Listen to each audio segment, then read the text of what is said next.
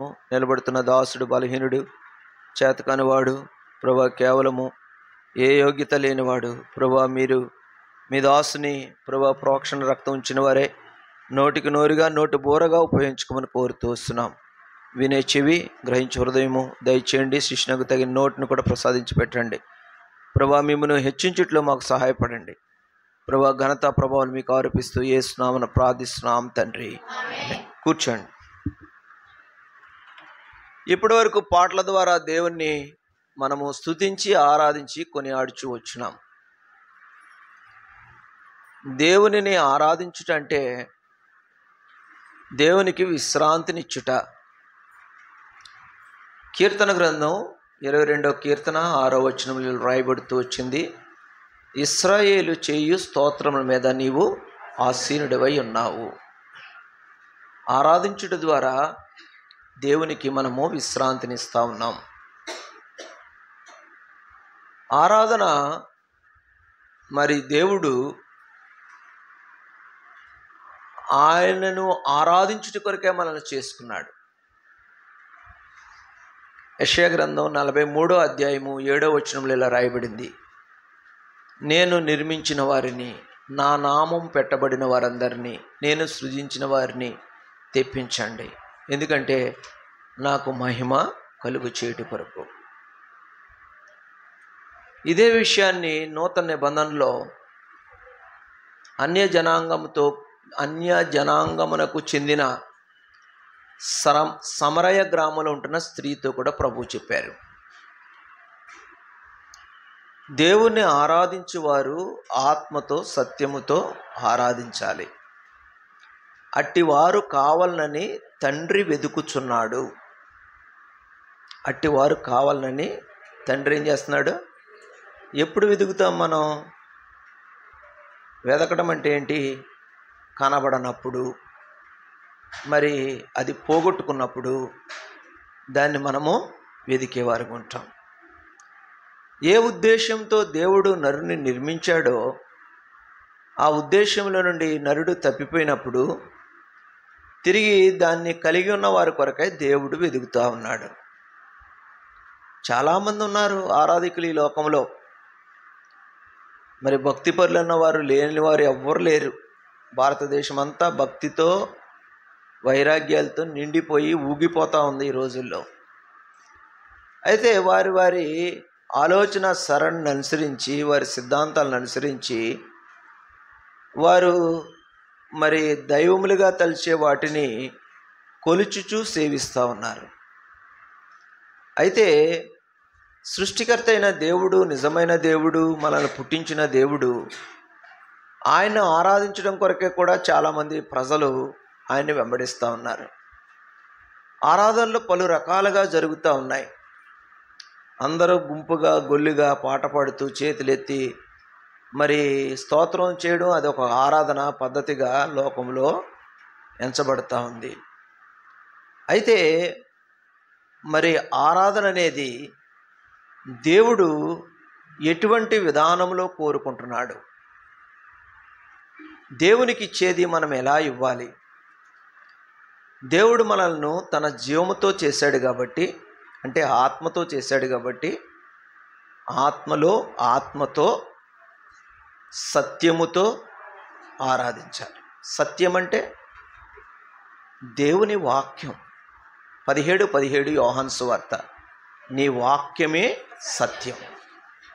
వాక్యమైన దేవుణ్ణి ఆత్మలో మనపక్షంగా ఆయన ఏమైతే చేస్తూ వచ్చాడో యథార్థంగా చేయాలి. అబద్ధాలు కాదు. దేవా నువ్వు నన్ను రక్షించావు, నీకు స్తోత్రం అని చెప్పి మనం మన విధానాల్లో మనం ఉంటే అది వాస్తవమైనది కాదు. దేవుడు మన నుండి కోరే ఆరాధన వాక్యానుసారమైంది. దేవుడు మన నుండి కోరే ఆరాధన ఆత్మలో జరిగిన దాన్ని బట్టి యథార్థముగా దేవుణ్ణి ఆరాధించాలని దేవుడు కోరుతున్నాడు. కాబట్టి దేవునికి ఇవ్వడానికి వచ్చిన మనం మన జీవితంలో దేవుడు ఏం చేశాడో మరి మనం ఒక్కొక్కరిని ఒక్కొక్క రకాలుగా దేవుడు తను పిలుచుకుంటూ వచ్చాడు, కార్యం చేస్తూ వచ్చాడు. అయితే దేవుణ్ణి ఆరాధించవలసిన విధానాలు కొన్నిసార్లు మనకు తెలియదు.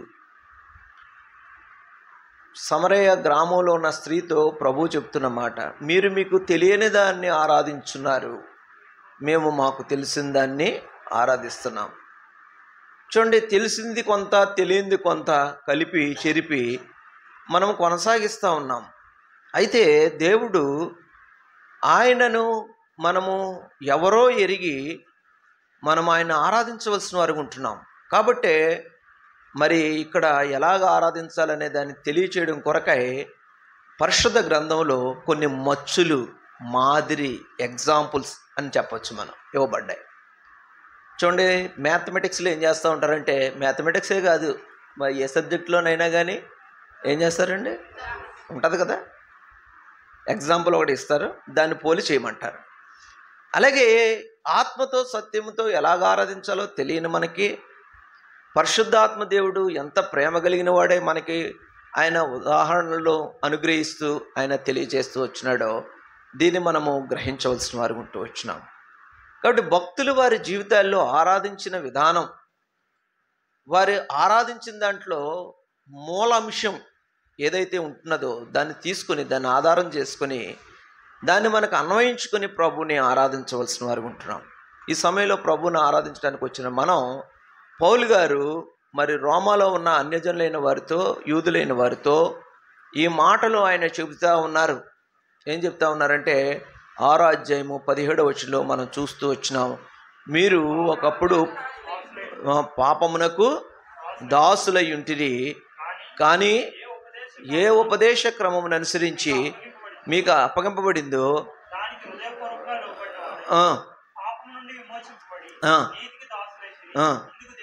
చూడండి. ఇక్కడ ఈయన చెప్పే అంశం ఏంటంటే, ఈ వచనంలో 2 ముఖ్యమైన మాటలు ఉన్నాయి. ఒకటి దాసుడు, ఒకటి ఏంటంటే ఆ దాసత్వము నుండి విడుదల పొందిన దాని కొరకే దేవునికి స్తోత్రము. ఇక్కడ ఈ 2 మాటలు చూపించబడతా ఉన్నాయి. మరి దాసత్వం అంటే మనకేంటో మనకు తెలియదు ఈ రోజుల్లో, తెలుసా అండి? మనం ఈ రోజుల్లో కూలీ పని చేస్తూ ఉన్నాం. కూలీని ఏమంటున్నామంటే ఇంగ్లీష్లో సోగ్గాను ఎంప్లాయ్మెంట్ అంటున్నాం. ఏంటంటే ఐఏఎస్ ఆఫీసర్ అయినా కూలోడే, మామూలు సామాన్యంగా పనులు చేసుకునేవాడైనా కూలోడే. అయితే వాళ్ళకు ఉన్న స్థాయిని బట్టి ఆ పేరు పెడతా ఉన్నాం. కూలీ అంటే అర్థం ఏంటంటే జీతం పుచ్చుకునేవాడు, చేసిన దానికి ప్రతిఫలము పొందేవాడు కూలీ. ఈ రోజుల్లో కూలి పని మనకు తెలుసు, కానీ అది ఏ రేంజ్లో ఉన్నా కానీ మరి దాసుడు అనేది మనకు తెలియదు. తెలుసండి, దాస వ్యవస్థ ఈ రోజుల్లో ఉందా? లేదు. ఈ బైబిల్ గ్రంథం మరి వ్రాయబడే కాలానికి మనం చూస్తూ ఉన్నప్పుడు పాత నిబంధనలో కానీ క్రొత్త నిబంధనలో కానీ, పాత నిబంధనలో దాస్య వ్యవస్థ ఇంచుమించుగా మనకి క్రీస్తు పూర్వము 1500 సంవత్సరాల క్రితం నుండి ఉంది. ఈ నూతన సంవత్సరంలో అంటే క్రీస్తు శకంలో కూడా మరి బైబిల్ రాయబడిన నూతన నిబంధన కాలము 1వ సెంచరీ అంటే 1వ శతాబ్దంలో కూడా అక్కడ దాస్యం ఉంది. చూడండి, ఈ రోజుల్లో ఉన్న పిల్లలకి అప్పుడు జరిగిన విషయాలు ఏమీ కూడా తెలియదు. ఏమండి, మనలో పెద్దవారికి చాలామందికి కొన్ని విషయాలు తెలుసు, ఈ రోజుల్లో పిల్లలకి తెలియదు. ఈ పిల్లలకి ఆటలు ఏం తెలుసు అంటే ఆ క్రికెట్టో లేకపోతే ఇంకోటి ఏదో తెలుసు. ఏమండి, అష్టాచమ్మ తెలుసా? వైకుంఠపల్లి తెలుసా? తొక్కుడు బిళ్ళ తెలుసా? ఆటలే ఇవి కూడా పూర్వదినాల్లో ఉన్న మనుషులకు తెలుసు. ఈ రోజుల్లో మరి రైస్ సూప్ అని తాగుతారు హోటల్లో, దాదాపుగా 250 రూపాయలు అంతా తీసుకుంటాడు. ఏం సూప్ అంట? Rice soup. అదే మన పూర్వదినాల్లో మన తల్లులు గంజిలోను నిమ్మకాయ పిండి ఇచ్చేవారు, అది రైస్ సూపు. అర్థమైందండి? దాని ఖరీదు ఎంత అంటే బియ్యం ఉడికిన తర్వాత ఉంచేస్తారు కదా, అది నేను చెప్పేది. బియ్యం ఉడికిన తర్వాత వంచేసి అవతల పడేసి దాన్ని ఏమో గంజి అనేవాళ్ళు మనం. 5 స్టార్ హోటల్లో ఇప్పుడు ఏమైపోయిందంటే రైస్ సూపు, దాంట్లో కొంచెం పెప్పర్ వేస్తాడు, మిరియాల పొడి వేస్తాడు, లేదా ఇంకోటి వేస్తాడు. అంటే మీకు అర్థం అవడం కోసం కొంచెం ఎవాపరేట్గా చెప్తున్నాను, టైం ఎక్కువైనా కానీ బాధపడకండి అనే కానీ అంటే అర్థం అవ్వాలని నా కాంక్ష అంతే. అంటే పూర్వ దినాల్లో ఉన్న సంగతులు ఈ దినాల్లో మారిపోయినాయి. కొన్ని సంగతులు మనకు తెలియదు. అలాగే ఇక్కడ రాయబడిన మాట దాసుడు అనే మాట ఈ నేటి దినాల్లో మనకు లేదు, మనకు వాడుకలో లేదు. మనం మామూలుగా ఆచరణాత్మకంగా కూడా దాసుడు అనే సంగతి లేదు. ఇక్కడ దేవునికి స్తోత్రం మీ విషయంలో అని పౌలు గారు రోమాలో ఉన్న అన్ని జనులతోనే కానీ విడుదల పొందిన యూదులతోనే కానీ మాట చెప్తున్నావు. అప్పుడు వీళ్ళ గురించి చెప్తా ఉన్నాడు. మీరు దాసులై ఉన్నారు. దాసత్వము 2 రకాలండి. ఒకటి ఆత్మ సంబంధమైన దాసత్వము, ఇంకోటి శారీరక సంబంధమైన దాసత్వం. దాసత్వం అంటే ఏంటో మనం అర్థం చేసుకుంటేనే కానీ దేవుడు మనకి ఇచ్చిన విడుదల ఎంత గొప్పదో దాన్ని మనం అర్థం చేసుకోలేం. దాన్ని బట్టి దేవునికి మనం కృతజ్ఞతాస్తుతి చెల్లించలేం. అసలు దాస్యం అంటే ఏంటి? బైబిల్ గ్రంథంలో నుండే అక్కడక్కడ కొన్ని విషయాలు రెఫరెన్స్ నేను చెప్పకపోయినా విషయాలు ఏమైతే ఉన్నాయో నేను మీకు జ్ఞాపకం చేయాలని కోరుతా ఉన్నాను. దేవుడు ఇశ్రాయేలు ప్రజలతో అంటే ఇప్పుడు నేటికి దాదాపుగా 3500 సంవత్సరాల క్రితం ఉన్న దాసత్వాన్ని గురించి బైబిల్ చెప్తా ఉంది. ఏం చెప్తా ఉంది? లేవియాకాండం 25వ అధ్యాయము 55వ వచనంలో ఇశ్రాయేలు ప్రజలతో మోషే ద్వారా దేవుడు చెప్తున్నమాట. త్వరగా చదవాలి. ఇశ్రాయేలీలు నాకే దాసులు. దేవుడు ఏమన్నాడంటే ఇశ్రాయేలీలు నా దాసులు. ఎవరి దాసులు? నా దాసులు అని దేవుడు అంటున్నాడు. ఎక్కడి నుండి రప్పించాడంటే వాళ్ళని ఐగుప్తు దేశం. ఐగుప్తు దేశంలో వాళ్ళ పరిస్థితి ఏంటి అని మనం చూస్తూ ఉన్నప్పుడు ఇదియే లేవీకాండం 26వ అధ్యాయము 13వ వాక్యంలో దాసత్వము క్రింద వీరు ఎలాగున్నారనేది, ఇశ్రాయేలీలు ఒకప్పుడు దేవునికి దాసులుగా లేనప్పుడు వారు ఎలాంటి దాసత్వంలో ఉన్నారనే విషయాన్ని గురించి దేవుడు వారికి తెలియచేస్తా ఉన్నాడు. 26:13 వచనం.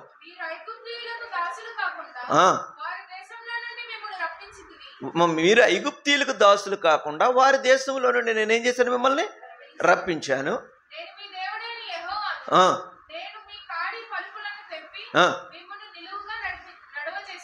ఇక్కడ ఒక మాట గమనించండి.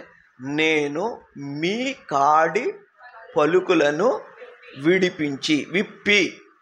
కాడి దేనికి కడతారు? ఇది కూడా నేర్పించాలా? పశువులకు కడతారు.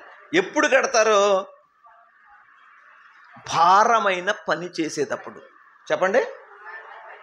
ఆ పలుపు కట్టినప్పుడు ఏమవుతుందంటే ఆ కొయ్యికి, అడ్డకాయికి లేకపోతే నిలువు కొయ్యికి, ఆ కొయ్యికి దీని మెడను కట్టి దానికి ఒక తాడు బిగిస్తాడు. ఆ పశువు ఆ బరువు కింద తప్పుకోవాలనుకోండి, ఆ బరువు కింద ఉండి తప్పుకోవాలనుకోండి, ఇది ఏం చేస్తుందంటే మెడనే, చెప్పండి, అప్పుడు ఏమైపోతుంది? ఊపిరి ఆడదు దానికి. అందుకని బరువైన, భారమైన, కష్టమైన, మోయలేకపోయినా భారంగానైనా సరే దాని నుండి ఇంకా విడుదల పొందకుండా అది అలాగే పనిచేస్తుంది. దాసత్వం అనేది కాడి పొలుపుతో పోల్స్తూ వచ్చాడు. అంటే ఎప్పటికీ విడుదల పొందలేని స్థితి, విడిపించుకోలేని స్థితి, తప్పనిసరిగా మోయవలసిన భారం. ఇంకొక విషయాన్ని మీకు చెప్తాను. ఇశ్రాయేలు ప్రజలు దాసత్వం క్రింద ఉన్నారని దేవుడు అంటున్నాడు. ఐగుప్తు దేశంలో వాళ్ళు మొరపెట్టారంట. ఆ మొరపెట్టినప్పుడు దేవుడు వారి యొక్క మూలుగును విని, వారి మూలుగును చూచి వారి కొరకై మోషేని పంపించాడు. మోషేని పంపించినప్పుడు దేవుడు మీకు విడుదలనివ్వడం కొరకై నన్ను పంపించాడయ్యా అని చెప్పినప్పుడు చాలా సంతోషించి దేవునికి నమస్కారం చేశారు. ఇప్పుడు మీరు వెళ్ళి మా దేవుడు మమ్మల్ని పండగ ఆచరించడానికి అరణ్యంలోనికి వెళ్ళమన్నాడు 3 రోజులు అని చెప్పి మీరే వెళ్ళి చెప్పండి అని మోషే ఎవరికి చెప్పాడు? దాసత్వం చేస్తున్న ఈ ప్రజలతో చెప్పాడు. అయితే ఫరో రాజు ఏం చేశాడంటే, యెహోవా ఎవడరా? నేను తప్ప మీరు నాకే పని చేయాలి, యెహోవాకు పూజ చేయడం ఏంటి? ఒరే వీళ్ళు టైం ఎక్కువైపోయి ఊసులు ఎక్కువ చెప్పుకుంటున్నారు. అందుకని వీళ్ళకి ఏం ఉంచకూడదు? ఖాళీ ఉంచకూడదు. ఖాళీగా ఉన్నాడంటే ఆడికి అనవసరమైన ఆలోచనలు వస్తాయి. పిల్లలైనా సరే, యవనస్తులు చాలామంది ఉన్నారు, చెప్తున్నాను ఈ తలంపు. ఖాళీగా ఉన్నారంటే మీ సమయం అంతా కూడా నష్టాన్నే పొందుతారు. ఒక లోకోక్తి ఇలా చెప్పబడతా వస్తుంది. ఏం చెప్తున్నాడంటే, అది ఖాళీగా ఉన్నవాని యొక్క మెదడంట సాతాను యొక్క ఆట స్థలం అంట. ఆట స్థలంలో ఏం చేస్తారు? ఏమైనా ఆడుకోవచ్చు. తొక్కుడు బిళ్ళ ఆడుకోవచ్చు, క్రికెట్ ఆడుకోవచ్చు, ఫుట్బాల్ ఆడుకోవచ్చు, గూటీ బిళ్ళ ఆడుకోవచ్చు, ఏ ఆట అయినా కొట్టుకోవచ్చు, దొల్లొచ్చు, ఏమైనా చేయొచ్చు, ఏ ఆట అయినా ఆడుకోవచ్చు. ఖాళీగా ఉన్న మనస్సు సాతాను యొక్క ఆట స్థలం. కాబట్టి ఫరో అన్నాడు, వీళ్ళెవ్వరికీ కూడా ఖాళీ లేకుండా చేయండి, మీరు సోమరులు, అందుకే మేము దేవుడి దగ్గరికి వెళ్ళి ఆరాధించాలి అని ఇలాంటి ఆలోచనలు కొత్తనాయి. కాబట్టి వీళ్ళకి ఏం చేస్తారంటే, కఠినమైన పని చెప్పండి అని చెప్పారు. మీ గడ్డి మీరే తెచ్చుకోవాలి, మీకు గడ్డి ఇవ్వం, ఏ రోజు లెక్క ఆ రోజు మీరు అప్పచెప్పాలి అని చెప్పాడు. అలాగ అప్పచెప్పని కారణం చేత మరి అప్పటికే వారు ఇచ్చిన టైంలో పని చేస్తూ ఉన్నప్పుడు కూడా మరి ఈ యొక్క గడ్డి ఇచ్చినా కానీ ఏ రోజు లెక్క రోజు వాళ్ళకి తేలట్లేదు. మరి వీళ్ళే వెళ్ళి గడ్డి సంపాదించుకుని వచ్చి మళ్ళీ తగలబెట్టాలంటే, దాన్ని కాల్చాలంటే ఎంత కష్టం. ఆ పని అలా చేయనందు చేత ఇశ్రాయేలు మీద ఉన్న బానిసత్వం చేయించే ఆ యొక్క ఫరో యొక్క సేవకులు వారిని కొరడాలతో కొడతా ఉన్నారంట. ఈ కారణాన్ని బట్టి 4వ అధ్యాయంలో ఫరో దగ్గరికి వెళ్ళాళ్ళో తీయకర్లే, వినండి. ఈ కారణాన్ని బట్టి వారు ఫరో దగ్గరికి వెళ్ళి మొరపెట్టుకున్నారు, అయ్యా మీ యొక్క సేవకులు మమ్మల్ని కొడుతున్నారయ్యా, మీ సేవకులు మమ్మల్ని ఏం చేస్తున్నారు? కొడుతున్నారయ్యా, మాదేం తప్పు లేదయ్యా, గడ్డి ఇవ్వట్లేదు, మేము ఎక్కడి నుండి వెళ్ళి తెచ్చుకోము, మళ్ళీ ఏ రోజున రెక్క అప్పచెప్పాలంటున్నారు. అయ్యా మీ సేవకుల్లోనే తప్పు ఉంది కానీ మాలో తప్పు లేదయ్యా, మేము చేయలేకపోతున్నామయ్యా అన్నారు. అంటే దీని అర్థం ఏంటంటే, దీని వెనకాల మనం అర్థం చేసుకోవాల్సిన భావం ఏంటంటే, వాళ్ళకి ఏ విధమైన స్వాతంత్ర్యత లేదు. వాళ్ళని కొట్టినా చంపినా ఏం చేసినా కానీ తిరగబడ్డానికి ఈ రోజులు ఏమొచ్చినాయి అండి? ఉద్యోగస్తులకి ఏమొచ్చింది? యూనియన్లు. ఏంటంట? యూనియన్లు ఏం చేస్తారు? తాట తీస్తారు.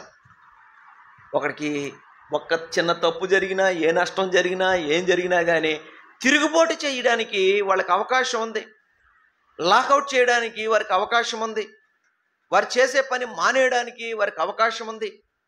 దాసుడు అంటే ఏ విధమైన స్వేచ్ఛ అంటే ఏ విధమైన అధికారం లేనివాడు, తిరగబడ్డానికి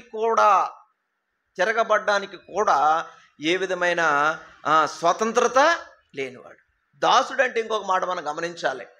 దాసుడు అంటే ఏంటంటే హక్కులు కానీ మరి ఏ విధమైన సంగతులు కానీ లేనివాడు.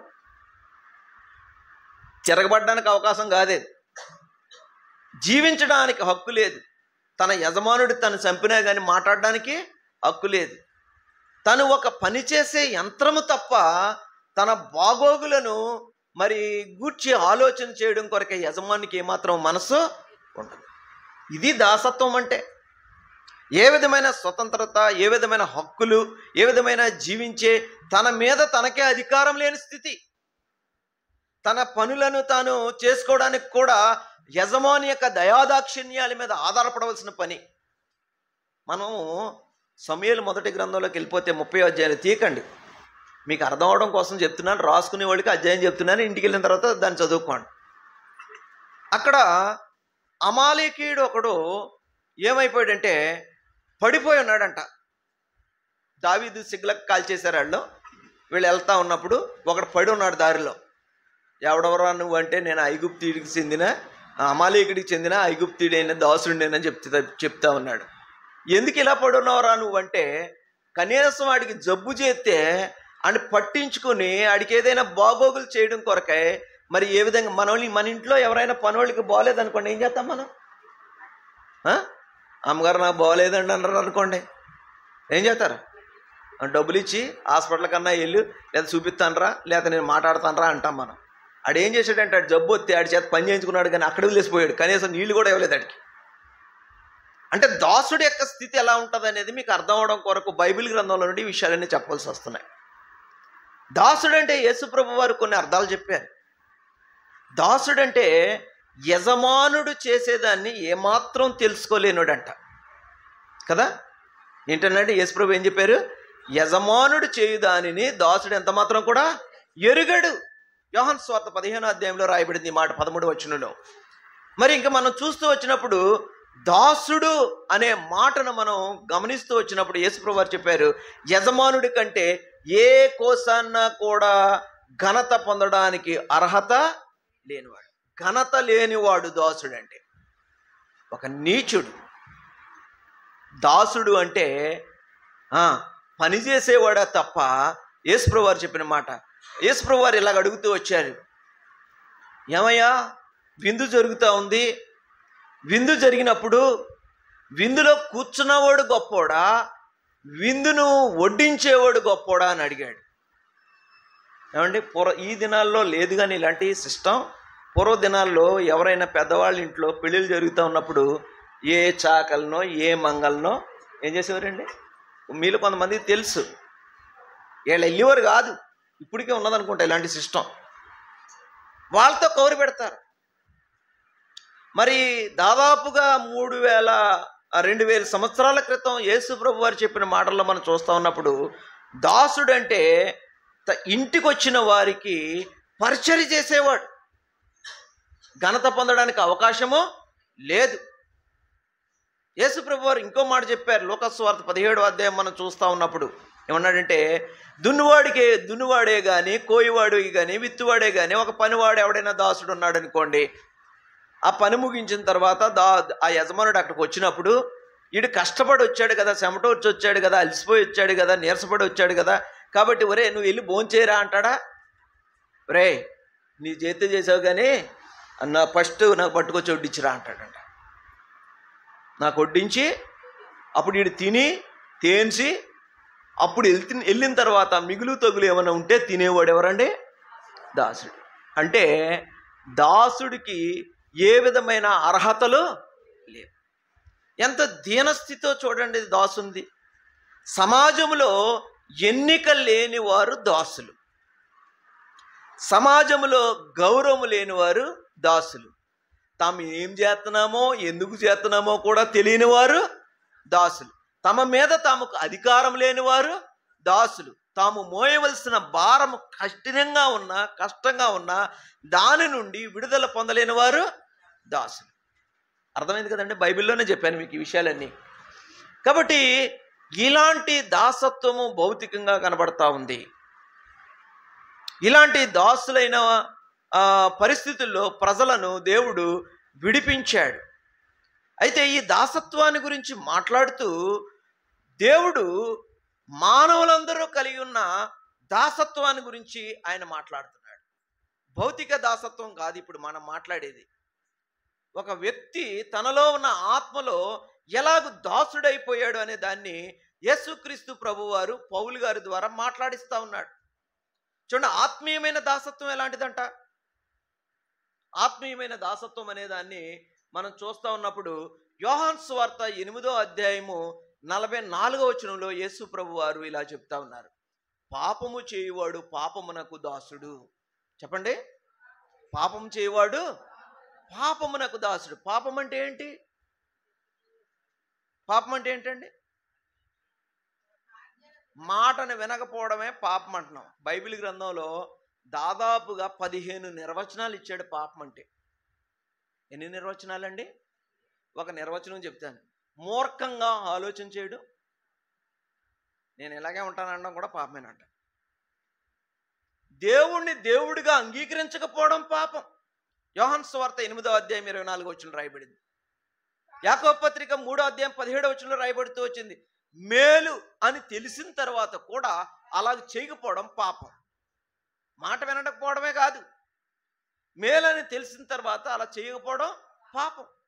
సమూయేలు గ్రంథంలో సమూయేలు రాస్తున్నాడు 12వ అధ్యాయంలో ఏం రాస్తున్నాడంటే, మీ నిమిత్తము నేను ప్రార్థన చేయకపోతే పాపం చేసినోడిని అవుతానండి. దాదాపుగా 6 నిర్వచనాలు చెప్పాను నేను, ఇంకా చాలా ఉన్నాయి. బైబిల్ గ్రంథము పాపానికి ఇచ్చిన నిర్వచనాలు. అర్థమైందండి? దేవుణ్ణి దేవుడిగా అంగీకరించకపోవడమే నేను ఆయనని మీరు విశ్వసించలేదు కాబట్టి మీరు పాపములోనే ఉండి పాపములోనే చనిపోదురని యోహాను సువార్త 8వ అధ్యాయంలో యేసు ప్రభువు చెప్పారు. కాబట్టి సృష్టికర్తను ఎరుగకపోవడమే, అంగీకరించకపోవడమే, ఆయన మాట వినడం తర్వాత సంగతి. ఆయన దేవుడిగా యాక్సెప్ట్ చేయకపోవడమే పాపం అంట. ఇలాగ ఎన్నో రకాలైన పాపమును మనము కలిగిన వారముగా ఉంటూ వచ్చినాం. పాపమునకు దాసులైపోయాం. దాసుడంటే విడుదల పొందలేని వాడు, దాని చేత జయించబడిన వాడు అని అర్థం. పేతురు 2వ పత్రిక 2వ అధ్యాయము బహుశా 14వ వచనం కాబోలు అక్కడ రాయబడుతూ వచ్చింది. దయచేసి చదవండి అన్నమాట, మనకు అవసరమైన మాట అది. పేతురు 2వ పత్రిక కాదు ఆ మాట కాదు. 2వ పత్రిక 2వ అధ్యాయము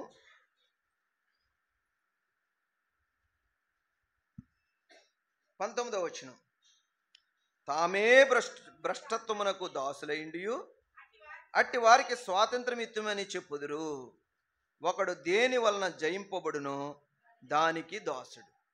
ఆత్మీయమైన దాసత్వం గురించి మాట్లాడేటప్పుడు 2 విషయాలు మనం నేర్చుకున్నాం. ఒకటి, పాపమునకు లోబడిపోయినవాడు. పాపమునకు లోబడిపోయినవాడు ఎవరంట? దాసుడు. ఇక్కడ రాస్తున్నాడు, ఏదైతే మనల్ని గెలిచిందో, ఏదైతే మనల్ని ఓడించిందో. చూడండి, ఈ బలహీనతను నేను విడిచిపెట్టుకోలేకపోతున్నాను అంటాడు. ఇదొక్కటేనండి నాకు. ఏంటంట? అదొక్కటే వచ్చింది మనకి తంట అంతా. ఆ ఒక్కటే చేయనందుకు ఏడుతో పోయాడు అక్కడ యవనస్తుడు. అర్థమైందండి? అవసరమైనవి ఒక్కటే, కొన్నియే. యేసుప్రభు వారు చెప్పారు, నీ మీద తప్పు ఒకటే, ఒక్క తప్పుకి ఆయన ఏం చేయాలనుకున్నాడంటే నోట్లో నుండి ఉమ్మేసేయాలనుకున్నాడు. అంటే ఎంత అసహ్యకరమైన రీతిగా ఉంది. ఒక్కటే అనుకుంటాం మనం, ఈ చిన్నదే, ఈ ఒక్కటే, ఈ చిన్నదానికేనా అంటాం కదా. కయ్యూన్లాగా అంటాం. ఇది కయ్యూని స్వభావం. కయ్యూని ఏమంటాడంటే, నీ తమ్ముని రక్తం నేలలో నుండి మరబెట్టిందయ్యా అని చెప్తా ఉన్నప్పుడు, దాన్ని బట్టి నీవు భూమి మీద దేశదిమ్మరవై తిరుగుతావు అంటే, ఇంత చిన్నదానికేనా ఇంత పెద్ద పొరపాటు, ఇంత శిక్ష? నేను నా పాప దోషం యొక్క శిక్ష నేను భరింపలేను. అంత పెద్ద దేశేసావు నా మీద, నేను చేసింది ఎంత? ఇంత అంటున్నారా మీరు? అంటున్నారండి? అంకుల్ గారు, చిన్నదేనండి నేనా? అప్పుడప్పుడు చిన్నగా అబద్ధం, బూతులు అత్తమాన ఆడనండి. ఏం చేయరంట? కుండు పాల్లో 5 లీటర్లు ఎక్కర్లే విషం. అర్థమైందండి? నిలువెత్తి ఒక మనిషిని చంపాలంటే ఒక విషపు కాటు చాలు, ఒక విషపు చుక్క చాలు. విషమే అది దేహాన్నంతటిని కూడా చెరిపేదిగా ఉంటూ వచ్చినది. ఇది మానవుని యొక్క ఆత్మీయమైన స్థితి. పాపమునకు అమ్మబడ్డాం, పాపం మనల్ని జయించింది. ఈ పాపము మనల్ని జయించడం ద్వారా మనం ఏమైపోయామంటే, మన శరీర అవయవాల్ని మనం ఏం చేస్తూ వచ్చామంటే పాపానికి అమ్మేసుకున్నాం. చదవండి, రోమీయులకు రాసిన పత్రిక 6వ అధ్యాయం 13వ వచనంలో ఈ మాట రాయబడుతూ వచ్చింది. రోమా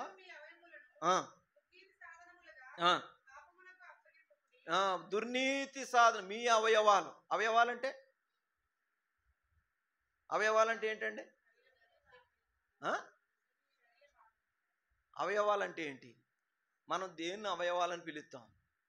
చెయ్యి ఒక అవయవం, కన్ను ఒక అవయవం, నోరు ఒక అవయవం, నాలుక ఒక అవయవం, కాలు, ఇది భౌతిక కనబడే అవయవాలు. అయితే ఆత్మను చెరిపే అవయవాలు వేరుగా ఉన్నాయండి. కొలస్సీ పత్రిక 3వ అధ్యాయం బహుశా 3వ వచనం నుండి అనుకుంటా, చదవండి. ఒక్క నిమిషం. 5వ వచనం. అది భూమి మీదనున్న మీ అవయవాలు. చదవండి. అనగా అవయవం ఏంటంట? జారత్వం. జారత్వం అంటే అర్థం ఏంటి? పెళ్లి కాకుండా చేసే పాపం. వ్యభిచారం అంటే అర్థం ఏంటి? పెళ్ళైన తర్వాత చేసే పాపం. అర్థమైందండి? ఆత్మ సంబంధమైన జారత్వం ఉంది, శరీర సంబంధమైన జారత్వం ఉంది. మనము దేవునితో వైవాహిక బంధంలోనికి తీసుకురాబడవలసిన వారంగా ఉంటూ వచ్చినాం. అయితే మనం ఏం చేస్తున్నాం? దేవుని పక్కనెట్టి మనసులో ఏమేమో పెట్టుకుని వాటిని పూజిస్తూ ఉన్నాం. వాటితో బాగా ఎంజాయ్మెంట్. అర్థమైంది కదండి? కొంతమంది సెల్ ఫోనే దేవుడి కింద ఉంటుంది. దాంతో ఒక చూసిందే చూసి పళ్ళు లాగేసిన, ఏం లాగేసిన, కడకి షేకింగ్ వచ్చేసిన, బ్రెయిన్ పనిచేయకపోయినా అది లేకపోతే పనిచేయదు. ఇంకంతే. లోకంతో జారత్వం, దేవుని మాటలను పక్కన పెట్టడం, దేవునితో సాంగత్యం కంటే లోక సాంగత్యంతో జీవించడం. ఇక్కడ రాస్తా ఉన్నాడు, మీ యొక్క అవయవాలు అనగా జారత్వము, అపవిత్రత, కామాతురత, దురాశ, విగ్రహారాధన అయిన. ఏ విగ్రహం అండి ఇది? ఏ విగ్రహం ఇది? ధనాపేక్ష అనే విగ్రహం. కొంతమందికి ఏమో కడుపు ఒక విగ్రహం, కడుపు ఒక దేవుడు. కొంతమందికి పనొక దేవుడు. హబక్కూకులో చెప్తా ఉంటాడు, తమ వలల కంట వారు పూజ చేస్తూ ఉన్నారంట, తమ చేతి పనిని దేవతగా ఆరాధిస్తున్నారు. చాలామంది దేవుని మందిరానికి రావాలంటే పని ఉన్నది అన్నయ్య గారు అంటారు. అదో దేవుడు అంటే దాంతో మనం వ్యభిచరిస్తూ ఉన్నాం. కొంతమందికి ఏమో డబ్బు ప్రధానం, రూపాయి పోతే చాలు మందిరం కూడా మానేస్తారు. లబో దీబో అని కూర్చుంటా ఉంటారు. అర్థమవుతుందంటారా? ఇలాంటి ఆత్మీయమైన భ్రష్టత్వంలో ఉన్నాం. మనకు దేవుడు అమూల్యమైన వాడైతే అమూల్యమైన దేవుణ్ణి మనం పక్కన పెట్టి ఈ శరీరం యొక్క ఇచ్చలు, శరీరం యొక్క కోరికలు, శరీరం యొక్క ఇంపైన విషయాలను మనం అనుభవించడం కొరకాయ ఈ అవయవాలను మనము నష్టపరుచుకునే వారికి ఉంటున్నాం. జారత్వము ద్వారా, దురాశ ద్వారా, అపవిత్రత ద్వారా, డబ్బు ద్వారా, వీటన్నిటి ద్వారా మనము ఏమైపోయామంటే దాసులైపోయాం. వీటన్నిటి ద్వారా మనం ఏమైపోయామండి? దాసులైపోయి మనము శిక్షావిధి క్రింద ఉన్నవారం. ఈ దాసత్వము నుండి, ఈ కాడి నుండి బయటికి రాలేని వారుగా ఉంటూ వచ్చినాం. అయితే ప్రేమ కలిగిన దేవుడు, నిన్ను నన్ను సృష్టించిన దేవుడు, ఆయన మనల్ని ఏం చేశాడంటే ఈ దుష్టత్వములో ఉన్న మనల్ని, మరణమునకు ఎడవబడుతున్న మనల్ని, పాపము వలన వచ్చు జీతము మరణము, ఈ మరణంలో ఉన్న మనలను విడిపించడం కొరకాయ ప్రేమ కలిగిన దేవుడు, సృష్టికర్త అయిన దేవుడు మన కొరకాయ ఆయన మానవుడిగా భూమి మీదకి వచ్చాడు. అదే ఇక్కడ చెప్తున్నాడు. ఏం చెప్తున్నాడంటే మనం ఎలాంటి దాసులమో మొట్టమొదట మీకు చెప్పాను నేను. దాసత్వం అంటే ఏంటి, మనం దేనికి దాసులం అనేది చెప్పాను నేను మీకు. ఇప్పుడు ఈ ప్రేమ కలిగిన దేవుడు ఏం చేశాడు? ఈ అవయవాల్లో ఉండే ఈ పాపానికి అమ్మబడి పరిశుద్ధత, నీతి, నిత్యజీవం లేని మన బ్రతుకులో మనకి నీతిని ప్రసాదించుట కొరకై దేవుడు ఆయన మన కొరకు మన దారిద్ర్యాన్ని, మనం విడుదల పొందలేని స్థితిని తీసివేయడం కొరకై ఆయన దిగి వచ్చిన వాడుగా ఉంటూ వచ్చినాడు. ఆయన దిగి వచ్చిన వాడుగా ఉంటూ వచ్చినాడు. పౌలు గారు దీని గురించి ఫిలిప్పీ పత్రికలో చెప్తా ఉన్నాడు. క్రీస్తు యేసుకు కలిగిన ఈ మనస్సు మీరు కూడా కలిగి. క్రీస్తు యేసు మనస్సు ఎలాంటిది? అసలు క్రీస్తు యేసు ఎవరో 6వ వచనం మనం చూసినప్పుడు అని అన్నాడు, దేవుని స్వరూపము. ఎవరంటైనా దేవుని స్వరూపం ఎలాంటిది? స్వరూపము, మంచి రూపం. ఆయన రూపం ఏంటి? దేవుడు ఉండే స్థలం గురించి నేను మాట్లాడట్లేదు. దేవుడు ఉండే స్థలాన్ని గురించి తిమోతి పత్రిక 1వ అధ్యాయము 16వ వచనంలో మాట్లాడుతూ ఉంటాడు. ఏమంటాడంటే, ఎవరును సమీపింపలేని తేజస్సులో ఆయన అమరత్వం కలిగిన వాడు అంటాడు. సొలొమోన్ గారు అయితే ఆయన పరిభాషలో ఆయన ప్రార్థన చేస్తూ అంటాడు, గాఢాంధకారంలో నివసించున్నవాడా అంటాడు. 104వ కీర్తన 2వ వచనంలో మాట్లాడుతూ ఉంటాడు, వెలుగునే వస్త్రంగా కప్పుకున్నవాడా అంటాడు. ఇది ఆయన ఉండే చోటును గురించి మాట్లాడట్లేదు. యెషయా గారు అంటాడు 55:15లో, మహాగణుడు, మహోన్నతుడు, పరిశుద్ధుడు, నిత్య నివాసి అయినవాడు, మహోన్నతమైన ఉన్నతమైన స్థలాల్లో ఆయన నివసించే స్థలాన్ని గురించి ఆయన ఉండే ప్లేస్ గురించి మాట్లాడట్లేదు నేను. ఆయన యొక్క రూపాన్ని గురించి మాట్లాడుతున్నాను. ఆయన సర్వంతర్యామి, ఆయన సర్వవ్యాపి. ఆయన ఎవరండి? సమస్తములో ఆయన ఆవరించి ఉన్నాడు. సొలొమోను గారి పరిభాషలో మనం చెప్పుకోవాలంటే ఆకాశం నీ సింహాసనము, భూమి లక్షల కోట్ల కిలోమీటర్ల దూరంలో ఉన్న ఈ భూమిని అక్కడి నుండి ఆయనకి పాదాలు పెట్టుకునే పీట కింద పెట్టుకున్నాడంట. అర్థమవుతుందంటారా మీకు? అంటే ఆయన యొక్క విశ్వవ్యాప్తిత్వము ఎంత అయితే ఉంటున్నదో ఇక్కడ బయలుపరుస్తా ఉన్నాడు. రూపకమ అలంకారం ఇది రాయబడుతూ వచ్చింది మనం అర్థం చేసుకోవడం కోసం. అంటే ఆయనను మనము మన కన్నులతో కానీ మన మైండ్తో కానీ ఊహించలేము. ఆయన సమస్తములో వ్యాపించి ఉన్నాడు. ఆయన సర్వవ్యాపి. ఆయన ఎవరండి? సర్వవ్యాపి. కాబట్టి ప్రియమైన వారులారా మనం గమనించాలి, ఈ సర్వవ్యాపి అయిన దేవుడు ఆయన స్వరూపం ఎలాంటిది? ఆకాశం మహాకాశంలోని పట్టజాలవే. అలాంటి వ్యక్తి యొక్క స్వభావము, స్వరూపం అంటే మరొక భాషలో లేకపోతే మనము పర్యాయ పదాన్ని ఆలోచన చేస్తున్నప్పుడు ఆయన యొక్క స్వభావము. ఏ స్వభావం అండి ఆయనది? యోహాను మొదటి పత్రిక 5వ అధ్యాయం 4వ అధ్యాయంలో చెప్తా ఉంటాడు 18వ వచనంలో, దేవుడు ప్రేమ స్వరూపి. దేవుడు ఎవరండి? యోహాను సువార్త 17వ అధ్యాయంలో చెప్తున్నాడు, నీతి స్వరూపుడైన దేవా. ఏ స్వరూపం అండి? నీతి అంటే మంచి అని అర్థం. నీతి అంటే ఏంటండి? మంచితనం. నీతి స్వరూపుడైన ఆయన ప్రేమస్వరూపి. ప్రేమ అంటే ఇచ్చేది, తీసుకునేది కాదు. ప్రేమ అంటే ఆకర్షణీయమైంది కాదు. ప్రేమ అంటే అట్రాక్టివ్ కాదు. ప్రేమ అంటే నిర్హేతుకంగా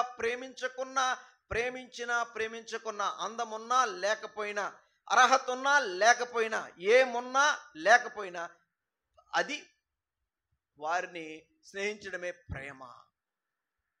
ఈ ప్రేమ దేవుంది. ఆయన ప్రేమస్వరూపి, ఆయన నీతి స్వరూపి. యాకోబు పత్రిక 2వ అధ్యాయం 2వ వచనం చెప్తా ఉంటాడు, మహిమా స్వరూపి. ఏ స్వరూపం అండి? మహిమా స్వరూపి. యోహాను సువార్త 4:23లో చెప్తున్నాడు, ఆత్మస్వరూపి. దేవుడు ఆత్మ. దేవుడు ఎవరండి? ఆత్మస్వరూపి. నీతి స్వరూపి, మహిమా స్వరూపి, ప్రేమ స్వరూపి, ఆత్మస్వరూపి. ఇలాగ ఆయన స్వరూపాలను గురించి బైబిల్ గ్రంథంలో రాయి. ఈ స్వరూపాన్ని దేవుడు ఆదాముకి ఇచ్చాడు, మట్టితో చేసిన ఆదాముకి. ఎప్పుడైతే ఆదాము దేవునికి అవిధేయత చూపించాడో దేవుని రూపాన్ని కోల్పోయాడు, దేవుని స్వభావాన్ని కోల్పోయి ఆదాము ఏమైపోయిందంటే పాప స్వభావము లేకపోతే అవిధేయత కలిగిన స్వభావం కలిగిన అపవాది యొక్క స్వరూపంలోనికి వచ్చేసాం.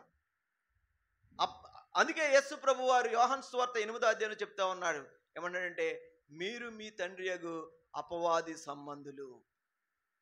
వాడు తన స్వభావమును అనుసరించి చెప్పండి, పూర్తి చేయండి. వాడు తన స్వభావం అనుసరించి అబద్ధం ఆడతాడు. అందుకే దేవుడు రాగానే, ఆదామా ఎక్కడున్నావంటే, నీ స్వరం విన్నప్పుడు, దేవుని స్వరం విన్నప్పుడు దాకున్నాడా? ఏమండి చూడండి, అంతా పొర్లించే బ్యాచ్ అనమాట. ఏం బ్యాచ్? పొర్లించే బ్యాచ్ ఇదంతా. ఇది ఎవరి స్వభావం? అపవాది స్వభావం. వీళ్ళ అమ్మ స్వభావం వచ్చేసింది, వీళ్ళ నాన్న స్వభావం వచ్చేసింది అంటాం కొంతమందిని. ఎందుకంటే వారి యొక్క గుణలక్షణాలు ఎలాంటివి అంటే చీకటి సంబంధి అయిన అపవాది యొక్క లక్షణాలు. అయితే యేసు ప్రభు వారు అలాంటి వాడు కాదు. ఆయన దేవుని స్వరూపం కలిగిన వాడు, ఆయన మంచివాడు, ఆయన నీతిమంతుడు, ఆయన ఆత్మస్వరూపి, ఆయన మహిమా స్వరూపి. ఇలాంటి ఆయన దేవునితో సమానుడు. ఎవరండి? దేవునితో సమానుడు. అలాంటి వాడు ఏం చేశాడంట?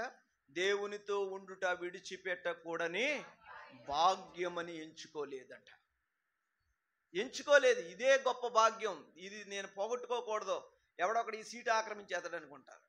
చూసారా, మనం ఏదైనా ఫంక్షన్లు కానీ అక్కడికైనా వెళ్ళామనుకోండి, కుర్చీలు ఖాళీ లేవనుకోండి, ఎవడు లెగుతాడని చూస్తాం. లేచిన తర్వాత నేనా కూర్చున్నాను అంటే పెడతాం. మనం కూడా కూర్చున్న వాళ్ళు ఏం చేస్తామంటే, లేచి వెళ్తే ఎవడు కూర్చుంటాడు అని చెప్పేసి దాంట్లో కర్సీపో ఇక బ్యాగ్గో ఏదోటి పెట్టి వెళ్ళిపోతాం. మళ్ళీ వస్తాను. మన స్థానాన్ని విడిచిపెట్టుకోవడం కొరకే మనం ఇష్టపడం. అపవాది ఏం చేశాడంట? మహోన్నతితో సమానముగా చేసుకుందామని ఆశపడి లోపల కుట్ర పెంచుకుని దేవుని సన్నిధి నుండి త్రోయబడ్డాడు. స్థానాన్ని ఆక్రమించుకునేవాడు అపవాది, స్థానాన్ని విడిచిపెట్టి కిందకు వచ్చినవాడు దేవుడు. ప్రభుని ఆరాధించడానికి వచ్చిన మనం ఈ సంగతులు మనం గమనించాలి. ఇది నాన్న దేవునితో సమానుడైన యేసుక్రీస్తు ప్రభువారు ఇప్పుడు ఏం చేశాడంటే ఆయన మనుష్యుని పోలికలో పుట్టాడు. మనుషుని పోలిక అంటే ఏంటి? ఈ మట్టికి కొన్ని హద్దుబాట్లు ఉన్నాయి. మనం ఎవరం అండి? మంటివారు. మనం ఎవరం? ఈ మట్టి ఏమవుతుందంటే గట్టిగా ఎండగాసింది అనుకోండి, కంకరాలకి తయారైపోద్ది. అలా తయారైపోద్ది, కంకరలాగా తయారైపోతాం మనం. అది పెట్టి కొట్టామంటే మళ్ళీ మామూలుగా ఉండతాం, గట్టిగా అయిపోయిన మట్టితోటి. ఆ గాయం కూడా త్వరగా తగ్గదు. నెరల్లో కాలు పడింది అనుకోండి, దెబ్బ తగిలింది అనుకో, త్వరగా తగ్గదు. అది అంత హాని చేసేది, కఠినమైన హృదయం కలిగిందనమాట. అంత మాత్రమే కాదు, మట్టి స్వభావం ఎలాంటిదంటే వర్షం వస్తే కొట్టుకుపోతుంది,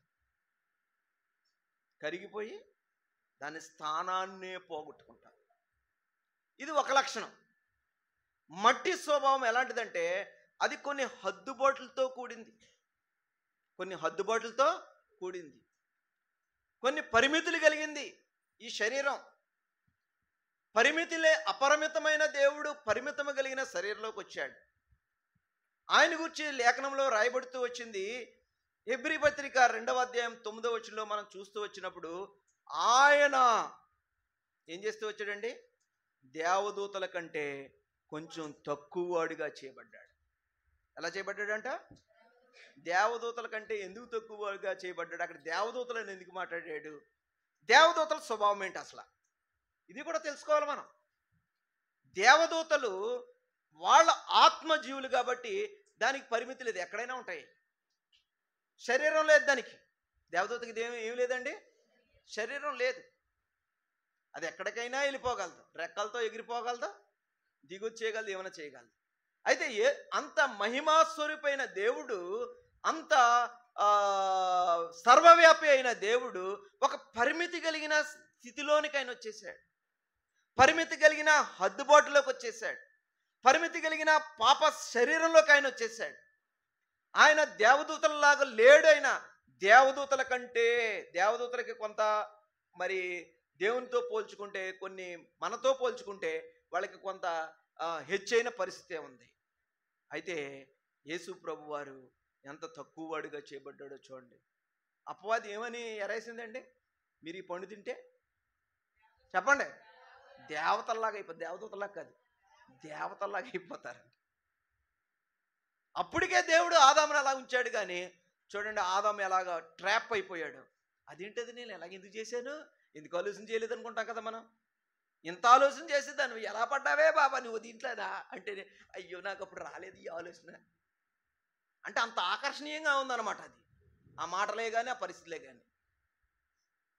ఆ దేవతల్లాగా అయిపోవాలనుకున్నారండి వాళ్ళు. దేవుని కుమారులు అనే సంగతిని మర్చిపోయారు.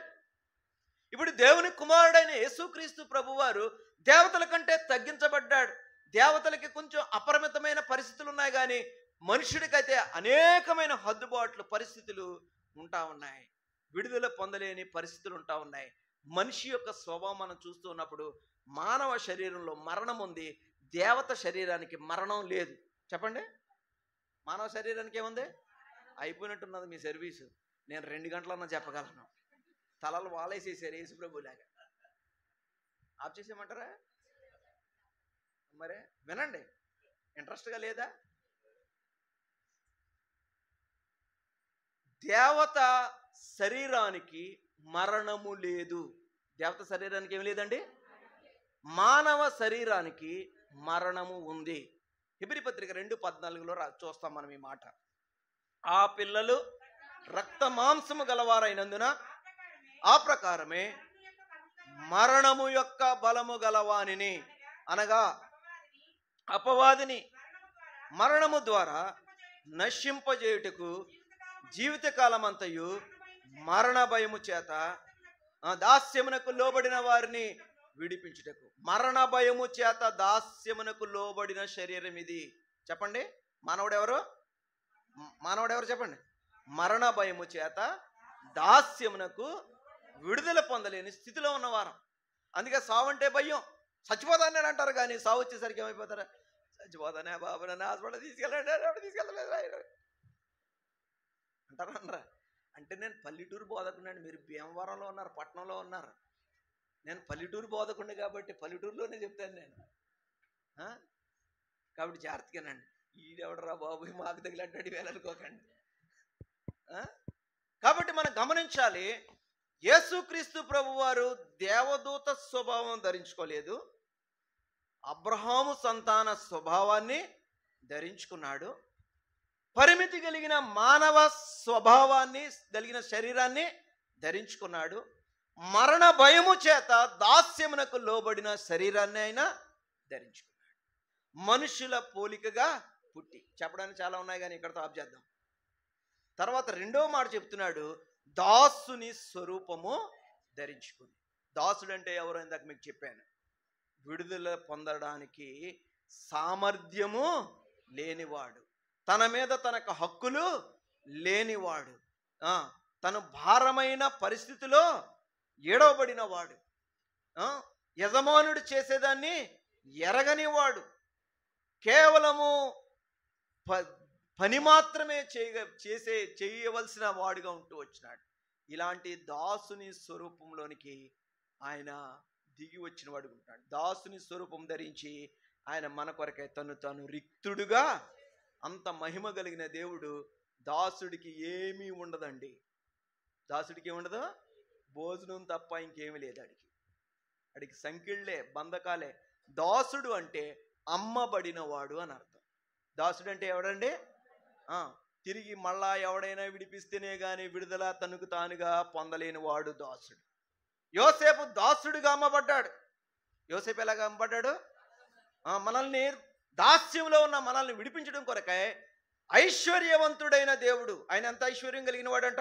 కొరింథీ 2వ పత్రిక 8వ అధ్యాయం 9వ వచనంలో రాయబడింది, యేసుక్రీస్తు కృపను మీరు ఎరుగుదురు కదా, ఆయన ధనవంతుడై ఉండి మీరు తన దారిద్ర్యము వలన ధనవంతులు కావాలని మీ నిమిత్తము దరిద్రుడైన. ధనవంతులుగా చేయడం కొరకు దేవుడు ఎలాగైపోయాడండి? ఎంత దరిద్రుడిలోకి వచ్చాడు? ఎవడైనా కుడితి తొట్టులో పడుకుంటాడండి? పిల్లల్ని పెడతారా? చెప్పండి. రొచ్చు గంపులో పడుకోబెడతారా మీ పిల్లల్ని? చెప్పండి. పశువుల పాకలో తొట్టిలో పడుకోబెట్టారు. పశువులు అంటే ఏ పశువులు అనుకుంటున్నారు మీరు? ఏ పశువులు అనుకుంటున్నారు? గొర్రెలు, ఎడ్లు, మేకలు అనుకోకండి. గాడిదలు సాలది. ఏ సాలా? ఎందుకంటే సత్రం పక్కన ఏముంటుంది? బళ్ళెట్టుకుని షెడ్ ఉంటుంది. బళ్ళెట్టుకుని మనకు కూడా ఉంటాయి కదా, ఇంటి బయట వాహనాన్ని పెట్టుకుంటాం. వాహనానికి ఒక ప్రత్యేకమైన ప్లేస్ ఏర్పరుస్తాం. అలాగే ఆ రోజుల్లో ప్రయాణ సాధనం ఏదంటే గాడిద. దాన్ని ఏమన్నారంటే భారవాహకమైన పశువు. చెప్పండి, బైబిల్ ఏమి రాశారు? ఉందా అలాగా? పశువులు తొట్టి అంటే గేదెలు, ఆవులు, మేకలు.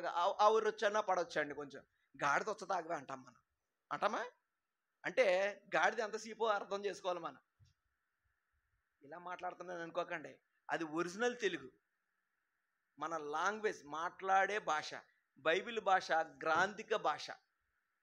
బైబిల్ భాష కొన్నిసార్లు మనకు అర్థం అవ్వదు. కాబట్టి నేను పల్లెటూరు బోధకుడిని కాబట్టి పల్లెటూరులో మాట్లాడుకునే లాంగ్వేజే మాట్లాడతాను. బూతులు తిడుతున్నాడు అనుకోకండి. గాడిద కొడకని తిడతాం. అంటే గాడిద ఏంటనమాట మన జీవితంలో? ఎలాంటిదండి? దేవుని దృష్టిలో కూడా గాడిది శపించబడిన జంతువు. అర్థమైందండి? దాని సొమ్మును మందిరంలోకి తీసుకురాకూడదు. కుక్క సొమ్ము, పొడుపు సొమ్ము, తర్వాత గాడిద సొమ్ము ఏం తీసుకురాకూడదు? మందిరంలోకి తేకూడదు. అపవిత్రమైన జంతువు అది. అలాంటి స్థలంలో ఆయన ఉంచబడ్డాడు. ఎక్కడ పుట్టాడో రాయలేదు, కానీ ఎక్కడ పెట్టబడ్డాడో రాయబడ్డాడు. ఎంత నీచమైన, అసహ్యమైన ఆ స్థలంలో ఆయన ఉంచబడ్డాడో చూడండి. ఎంత రిక్తుడుగా, ఏమి లేనివాడుగా చేపడ్డాడో చూడండి. ఆయనకేమి లేదా? ఏమి లేదండి ఆయనకి. ఆకాశ మహాకాశములు పట్టజాలనవే అంటాడు కదా భక్తుడు. అంత గొప్ప దేవుడు ఏమీ లేనివాడుగా ఎలా చేయబడ్డాడు? తలవాల్చుకొనుటకైనను స్థలము లేదు. చూడండి, కనీసం ప్రార్థన చేసుకోవడానికి కూడా చోట్లు లేకుండా చేసేసినాయి అంట నక్కలోనో పక్షులు. యేసుప్రభు తని అంట, అయ్యా యేసుప్రభా, ఇక్కడ నా పిల్లలతో నేను పడుకున్నానయ్యా, కొంచెం ముందుకెళ్ళి ప్రార్థన చేసుకోవయ్యా అని గంటేసేయేమో మరి. అందుకే యేసుప్రభు మాటలు చెప్పాడు. పక్షులు అని అంటే, పక్షులు ఏం చేస్తాయి, ఎవడైనా అక్కడికి వస్తున్నాయి అనుకోండి, గూడు దగ్గరికి వస్తున్నాయి అనుకోండి, క్యార్ అని నడిచేస్తాయి, మీదకి వచ్చేస్తాయి. ఏమి చెయ్యకపోతే పొడిచేస్తూ ఉంటాయి. అంతేనా కాదా? మరి మాట్లాడరా, కొత్తగా చూస్తున్నారు. పక్షులు కూడా రానివ్వండి, చిన్న పిచ్చుకు కూడా రానివ్వదు. మీరు ఆలోచన చేయండి, కాకి ఎగురుతుంది అనుకోండి పిచ్చుకు గూడి మీద, బతకనెత్తదా దాన్ని? అంత పెద్ద కాకిని ఇది తుర్రుమంట వెళ్ళి పొడిచేస్తుంది దాని కళ్ళ నుండి, రానివ్వద్దు దాని చోటికి. యేసు ప్రభు అక్కడికి వచ్చినప్పుడు అవి అంటున్నాయంటే, ప్రభువా మేము గుడ్లు ఎట్టుకున్నామయ్యా, పొదుగుతున్నామయ్యా, పిల్లలు ఎట్టుకున్నామయ్యా, అలాగ అన్నాయేమో మరి బహుశా. అందుకే యేసు ప్రభు చెప్తున్నాడు, ఏమన్నాడంటే, నక్కలకి బొరియలను ఆకాశ పక్షులకి గూళ్ళు ఉన్నాయి కానీ మనిషి కుమారుడికి ఎంత రిక్తుడిగా చేయబడ్డాడు. ఎందుకు ఇదంతా? దాసులైపోయిన మనల్ని పరిశుద్ధుడైన దేవుడు, నీతిమంతుడైన దేవుడు, పరిమితి కలిగిన శరీరంలో ఉండి మరణానికి అప్పగింపబడిన మన యొక్క అవయవాలను విడుదల చేయటి కొరకై పరిశుద్ధుడైన దేవుడు ఈ లోకానికి వచ్చాడు, దీనుడిగా చేయబడ్డాడు. ఆయన రక్షకుడు. జకరియా గ్రంథంలో రాస్తాడు 9వ అధ్యాయంలో, సియోను కుమారి ఉల్లసించి సంతోషించు, 9వ వచనం, నీ రాజు వచ్చుచున్నాడు, అతడు నీతిపరుడు, రక్షణ గలవాడై, దీనుడై, గాడిద పిల్లను ఎక్కి నీ వద్దకు వచ్చినాడు. దీనుడిగా వచ్చాడు. ఎంత దీనత్వం అంటే, విడుదల పొందడానికి ఆయనకి శక్తి సామర్థ్యాలు ఉన్నాయి, కానీ తను కట్టేసుకున్నాడు. మీకు అర్థం అవడం కోసం మాట చెప్పి ముగిస్తాను నేను. యేసుప్రభు వారు గెత్సెమనే తోటలో ప్రార్థన చేస్తున్నాడు చివరి రాత్రి. అప్పుడు ఆయన పట్టుకోవడానికి ఇంచుమించు 2000 పై మంది వచ్చారంట. సైనికులే కానీ, ప్రధాన యాజకుల యొక్క బంట్రోతులే కానీ, పరిసయ్యులే కానీ, కత్తులతో, గుదిలతో, దివిటీలతో, వీటన్నిటితో వచ్చారు. సంఖ్యలు పట్టుకుని ఆయన బంధించడానికి వచ్చారు. ఇప్పుడు పరిగెత్తుకుని వస్తూ ఉన్నప్పుడు యేసుప్రభు వారు ఆ జనసమూహం చూసి, ఎవరిని ఎదుగుతున్నారయ్యా మీరు అని అడిగాడు. ఆయన ఏమన్నారండి, మీరెవరిని? నజరేయుడైన యేసుని మేము. ఆయన నేనే అనగానే, నేనే అని దీనంగా జన మాట చెప్పాడంటే టప్పన పడిపోయారంట ముందుకి బోర్లాగా. ఏది నేనన్న మాటకే పడిపోతే ఈ సంఖ్యలు ఎట్టుకొచ్చిన వాళ్ళు ఆయన ఎక్కడ పట్టుకుంటారండి? అందుకే తర్వాత మాట అని చెప్తాడు, మీరు నన్ను పట్టుకోవాలని వస్తే గనక వీళ్ళని పోనివ్వండి, నన్ను పట్టుకోండి. ఆయన తాను అప్పగించుకున్నాడు. పిలాతు కూడా అంటాడు, నిన్ను విడిపించడానికి, నీకు తీర్పు తీర్చడానికి, నిన్ను నిర్దోషిగా చేయడానికి నాకు అధికారం ఉన్నదని నీకు తెలియదా? మాట్లాడవేంటి నువ్వు అన్నప్పుడు ఆయన మౌనంగా అయిపోయాడు. అన్నగారు మంచి పాట పాడిచ్చాడు, వర్తమానానికి రిలేంట్గా. ఎలా ఉన్నాడండి? మౌనం దాల్చాడు. యెషయా గ్రంథం 53వ అధ్యాయంలో అంటాడు, యెహోవా తెలియజేసిన మాటను ఎవడు నమ్మాడు? యెహోవా యొక్క దక్షిణ హస్తం ఎవరికి బయలుపరచబడింది? లేత మొక్కవలెను, ఎండిన భూమిలో మొలిచిన మొక్కవలెను, ఆయన స్వరూపమైనను సొగసైన వాడినను లేనివాడిగా చేయబడ్డాడు. అంత మహాదివ్య తేజస్సు కలిగిన దేవుడు ఎంత దీనుడిగా చేయబడ్డాడో చూడండి. ఎందుకు తెలుసా? పరిమితి కలిగిన శరీరంలో దాసులుగా ఉంటున్న మనల్ని ఆత్మీయమైన దాసత్వము నుండి, మరణము నుండి విడిపించడం కొరకు, మనల్ని నీతిగా, పరిశుద్ధులుగా, నిత్య జీవమునకు వారసులుగా చేయడం కొరకు ఆయన మన కొరకు ఇంత దీనుడిగా చేయబడ్డాడు. ఆయన మన కొరకై, మన పక్షంగా, మనకు బదులుగా, మనల్ని నీతిమంతులుగా చేయడం కొరకు రోమీయులకు రాసిన పత్రిక 4వ అధ్యాయం 32వ వచనం చెప్పబడినట్టుగా మన అపరాధముల నిమిత్తము అప్పగింపబడి మనము నీతిమంతులుగా తీర్చబడినట్లు ఆయన తిరిగి లేచాడు. సిలువలో మన కొరకే మరణించాడు. ఈ సిలువ శిక్ష మనది. ఈ ఘోరమైన శాపగ్రస్తమైన శిక్షను మన కొరకు ఆయన భరించాడు. ప్రియమైన వారలారా, మనం అర్థం చేసుకోవాలి. దేవుని ప్రేమ ఇది. ఈ దేవుని ప్రేమ మనల్ని పాపమనే కాడి కింద ఉన్న మనల్ని, పాపమనే దాసత్వం కింద ఉన్న మనల్ని, జయము పొందలేని జీవితాల్లో కలిగిన మనల్ని, మన అవయవాల ద్వారా దేవుని యొక్క ఉగ్రతకు పాత్రలవుతున్న మనల్ని విడిపించుట కొరకై ప్రేమ కలిగిన దేవుడు దీనుడై మన కొరకు ఆయన రిక్తుడిగా మన కొరకు మనం పొందవలసిన మరణాన్ని సిలువలో ఆయన అనుభవించిన వాడు ఉంటున్నాడు. ఆయన చనిపోయాడు, సమాధి చేయబడ్డాడు, తిరిగి 3వ దినాన లేచాడు. ఇందాక మనం చదువుకున్నాం 17వ వచనం చదవండి. ఇప్పుడు రోమీయులకు రాసిన పత్రిక 6వ అధ్యాయము 17వ వచనం. ఉంటురి కానీ అప్పగింపబడ్డారో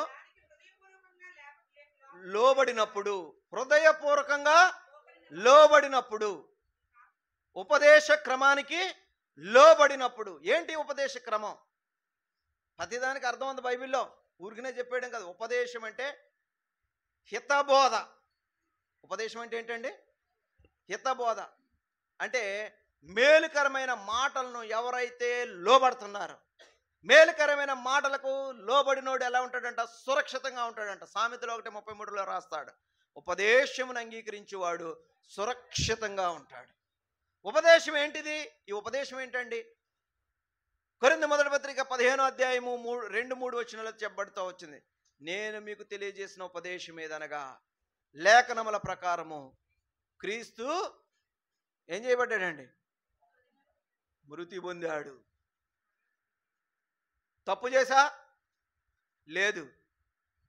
ఏ పాపము లేని ఆయన తీర్పు తీర్చుట కొరకే తీర్పు పీఠం మీద కూర్చున్న వ్యక్తి ముమ్మారు చెప్తున్నాడు, ఈ నీతిమంతుడు, ఈయనలో నాకు ఏ దోషమో కానరాలేదని చెప్తున్నాడు. ఆ నీతిమంతుడు అనీతిమంతులైన మనలను, దరిద్రులైన మనలను, ఏమాత్రం పరిశుద్ధత లేని మనలను పరిశుద్ధతనిచ్చుట కొరకాయ, ధనవంతులుగా చేయుట కొరకాయ, ఆయన ఉండే నిత్య జీవాన్ని మనకి ఇచ్చుట కొరకాయ ఆయన ఏం చేస్తూ వచ్చాడంటే మన కొరకు మృతి పొందాడు, సమాధి చేయబడ్డాడు. లేఖనాల ప్రకారము, లేఖనముల ప్రకారము 3వ దినాన తిరిగి. ఇది ఉపదేశ క్రమం. ఇది మనకు మేలు చేసే మాట. ఇది యేసు ప్రభు మన కొరకై జీవాన్ని ఇవ్వడం కొరకు ఆయన చేసిన కార్యం ఇది. దీనికి ఎవరైతే లోబడుతున్నారో వారు ఏమవుతున్నారంటే పాప దాసత్వము నుండి విడుదల పొంది ఇప్పుడు నీతికి దాసులుగా చేయబడుతున్నారు. నీతికి ఏం చేయబడుతున్నారంట? ఈ నీతికి దాసులుగా చేయబడిన వారి వలన ఏం కలుగుతుందంటే, నీతి మనుషులు ఏం చేస్తుందంటే పరిశుద్ధులుగా చేస్తుంది. చెప్పండి, నీతి ఏం చేస్తుంది? పరిశుద్ధతనిస్తుంది. పరిశుద్ధత ఏం చేస్తుందంటే నిత్య జీవాన్ని ఇస్తుంది. అందుకే పౌలు గారు అంటున్నాడు, మీరు ఇప్పుడు ఏం చేయబడ్డారంటే నీతికి దాసులుగా చేయబడ్డారు కాబట్టి మీ అవయవముల యొక్క చెడుగు నుండి మీరు ఉపదేశానికి లోబడి ద్వారా మీరు విడుదల పొందారు. కాబట్టి మీరు విడుదల పొందిన దాన్ని బట్టే దేవునికి ఎంతో వందనాలు. ఫిలిప్పీ పత్రికలో కూడా పౌలు గారు చెప్తా ఉన్నాడు, ఈ యేసు ఇలా తగ్గించుకున్నాడు కాబట్టి అందుచేత పరలోకమందున్న వారిలో కానీ, భూమి మీద ఉన్న వారిలో కానీ, భూమి క్రింద ఉన్న వారిలో కానీ ప్రతి వాని మోకాలు యేసు నామమున వంగునట్లును, ప్రతి వాని నాలుక తండ్రి అయిన దేవుని స్తుతించినట్లుగాను దేవుడు ఆయన ఎంతో హెచ్చుగా పరలోకమందు తన కుడి పార్శ్వమున. అర్థమైందండి? నీతికి దాసులుగా చేసిన ప్రభువు హెచ్చైన వాడు. దరిద్రుడు కాదు, నేరస్తుడు కాదు, అపవిత్రుడు కాదు, పాపి కాదు, సుంకరి కాదు, దెయ్యం పట్టినోడు కాదు. ఆయన నీతిమంతుడు. అనీతిమంతులైన మన కొరకు నీతినిచ్చుట కొరకాయ అలాగు బలి అర్పణ చేశాడు. మనం విడుదల పొందిన సంగతి ఎంత క్రయము చెల్లించడం ద్వారా దొరికిందో ఒకసారి మనం అర్థం చేసుకోవాలి. యేసు ప్రభు వారు దాసుడుగా అమ్మబడ్డాడు. ఏం చేయబడ్డాడండి యేసు ప్రభు వారు? దాసుడిగా. ఎంతకే? 3500 సంవత్సరాల క్రితం దాసుడు రేటు 20 నాణేలు. చెప్పండి, అంటే యోసేపు ఎంతకు అమ్మబడ్డాడు? 20 నాణేలకు అమ్మబడ్డాడు. ఆ తర్వాత 1500 సంవత్సరాల తర్వాత దాసుడు రేటు ఎంత పెరిగిందంటే ఇంకొక 10 నాణేలు పెంచారు. ఎంత ఇప్పుడు వెరసే? దీనికి ఇంతే వస్తుంది. నాకు చెప్తూనే పెట్టి కబుర్లు అంటారు. మనము భీమవరంలో ఎక్కడ బస్ స్టాండ్లో ఆటో ఎక్కి ఇక్కడ రావాలనుకోండి, ఆడు 200 చెప్తాడు. మాది ఊరే, కొత్తగా చెప్తున్నా పెట్టి 120 కదా అంటాం. అంతే, అడు అన్నది ఇచ్చేతారా? ఎంత రేటు అంతే ఇస్తాం, మనకు తెలుసు అది. అలాగే ఆ దినాల్లో దాసుడు రేటు ఎంత అంటే 30 నాణేలు. ఒక దాసుడు విలువ, దాసులుగా ఉన్న మనల్ని విడిపించడం కొరకే అంత ధనవంతుడు ఎంత దరిద్రుడిగా చేయబడ్డాడు. ఒకసారి ఆలోచించేయండి. ఈ దేవుని ప్రేమను. యేసుప్రభా నువ్వు నన్ను రక్షించావు, నువ్వు సిలువలో రక్తం కార్చావు, నీ శిలామేఘలకు నీకు వందనాలయ్యా, నీ మొళ్ళ కిరీటానికి వందనాలయ్యా అని చెప్పడం కాదు. దాని వెనకాల ఉన్న క్రయం ఎంత, అంత అపరిమితమైన దేవుడు ఎంత పరిమితమైన స్థితిలోకి వచ్చేసాడు. అంత అపరిమితమైన దేవుడు నీళ్లు రక్తము కారునంతగా మన కొరకు క్రయాన్ని చెల్లించాడు. విమోచన అనే మాటకు అర్థం ఏంటంటే బైబ్యాక్, అంటే తిరిగి సంపాదించడం, తిరిగి కొనడం, తిరిగి సమకూర్చడం. రెడెంప్షన్ అంటాడు దీన్ని. రెడెంప్షన్ అంటే బైబ్యాక్ అని అర్థం, అంటే తిరిగి మళ్ళా తెచ్చుట, యథాస్థితికి తెచ్చాడు మనల్ని. ఒకప్పుడు స్వతంత్రులం, దాసులుగా అమ్మబడ్డాం. ఇప్పుడు ఆయన రక్తము వలన మనల్ని ఏం చేశాడు? ఆయన నీతిమంతులుగా తీర్చాడు. ఇందుకొరకు మనం ఏం చేయాలి? దేవుణ్ణి ఏం చేయాలండి? ఆయనకి స్తోత్రం చెల్లించాలి. ప్రభువా నా కొరకు నువ్వు ఇంతగా చేయబడ్డావు, నా యొక్క అనీతిమత్తత్వం కొరకు, నా పాపం కొరకు ఇంతగా మీరు నా కొరకు మరి అర్పణగా చేయబడ్డారు. మీ రక్తము వలన, మీ యొక్క ఉపదేశ క్రమం వలన నన్ను, అనీతిమంతుడైన నన్ను, ఉగ్రత క్రింద ఉన్న నన్ను నీతిగా తీర్చారు, పరిశుద్ధపరిచారు, నిత్య జీవానికి వారసులుగా. ఆ కింద వచనంలో చదివితే మీకు ఉంటుంది, అది 6వ అధ్యాయము 22వ వచనం ఎక్కడ ఉంటుంది. సరే, ఇక్కడతో ముగిందాం. ఇంకా ఆయన ఏం చేశాడండి? నీతిగా తీర్చడం ఒక ఎత్తు, పరిశుద్ధపరచడం ఇంకొక ఎత్తు, నిత్య జీవానికి వారసులుగా చేశాడు, నిత్యము జీవించేవారిగా చేశాడు. మరణ దాసత్వంలో ఉన్న మనల్ని విడిపించి నిత్యము జీవించేవారిగా చేశాడు. అందుకొరకే ప్రభువానికి స్తోత్రమని, దాసత్వము నుండి ఆత్మీయమైన దాసత్వం విడిపించిన దేవునికి వందనాలు చెల్లిద్దాం. దేవుడి మాటలను దీవించును గాక.